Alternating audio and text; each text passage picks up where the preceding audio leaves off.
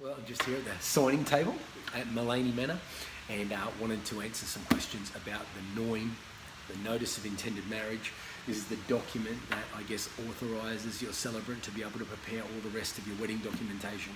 Really important part of the paperwork side, the legal side of getting married, certainly in Australia. The Notice of Intended Marriage needs to be lodged with your celebrant or registered minister of religion at least 1 month.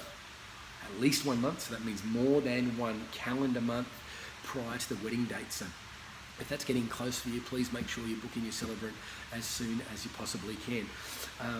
It cannot be lodged more than 18 months prior to your wedding date. So, but you can certainly book a celebrant before then if your celebrant takes bookings, but the paperwork can't be lodged with them until we get closer than 18 months. All right. The Notice of Intended Marriage, again, a lot of the time we'll call it the NOIM, consists of 4 pages. The first 2 are for you to keep there for your information. The 3rd page and the 4th page I'll talk about today. So, do my best here. There's the 3rd page there, and over here, onto the 4th page. All right, really quickly talk you through this. Some details up here for the celebrant, so we arrive at your ceremony at the right time, at the right place, on the right day. Really important stuff. As we move through here, we've got some basic sections here. Questions 1 through 12 for both parties to answer, bridegroom there and the bride there. They just basically deal with your identity, your eligibility to marry, and your ancestry. So some really important things there. Common mistakes that people make is mother's maiden name in full.